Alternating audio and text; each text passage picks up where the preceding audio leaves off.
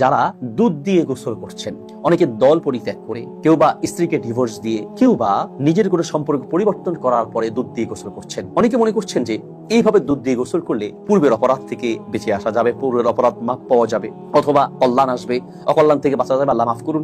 এক একজন এক এক নিয়তে দুধ দিয়ে গোসল করে থাকেন। দুধ দিয়ে গোসল করার যে নিয়তি হোক না কেন, কোনো নিয়ত বা কোনো মাধ্যম বা কোনো উদ্দেশ্যকেই আল্লাহ তাআলা কবুল তো করবেনই না, বরং এই যে দুধ দিয়ে গোসল করার যে পদ্ধতি, এই পদ্ধতি হচ্ছে সম্পূর্ণ হারাম পদ্ধতি। দুধ দিয়ে গোসল করার এই পদ্ধতি ইসলাম সমর্থন করে না। কারণ দুধ দিয়ে গোসল করার মাধ্যমে আপনি মূলত সম্পদ নষ্ট করছেন। নবী সাল্লাল্লাহু আলাইহি ওয়াসাল্লাম বলেছেন, নাহা রাসূলুল্লাহ আনি দাতিল মাল, রাসূল সাল্লাল্লাহু আলাইহি ওয়াসাল্লাম সম্পদ নষ্ট করতে নিষেধ করেছেন। আর আপনি দুধ খাবার, এই খাবারটা আপনি নষ্ট করছেন। এরপরে আপনি দুধ অপচয় করছেন, আর অপচয়কার হচ্ছে শয়তানের ভাই, তাহলে সেখানেও আপনি গুনাহগার হচ্ছেন।